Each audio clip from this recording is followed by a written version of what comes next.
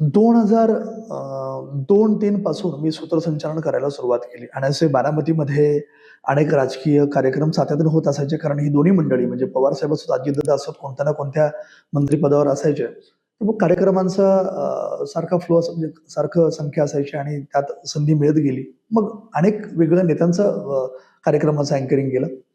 मला स्वतःला असं वाटतं, की काहींच्या मनामध्ये असा एक गैरसमज आहे, की ते फार शब्दबंबाळ, पाल्हाळिक आणि असं अलंकारिक वेगवेगळ्या म्हणी आणि कोट्सचा भडीमार असणारं असं काही बोलणं म्हणजे तेच चांगलं निवेदन.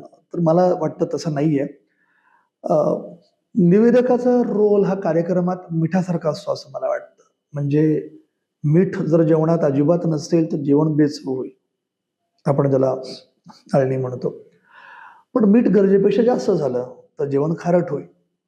निवेदकाने कार्यक्रमात निवेदन करताना सूत्रसंचालन आपण जो बोलतो, ही काळजी घेतली पाहिजे, की आपलं बोलणं हे कार्यक्रमाची रंगत वाढवणारं असावं. कार्यक्रम आणखी रंगतदार व्हावा, तो लोकांना असं प्रवाही वाटावा, ह्यासाठी निवेदन असावं.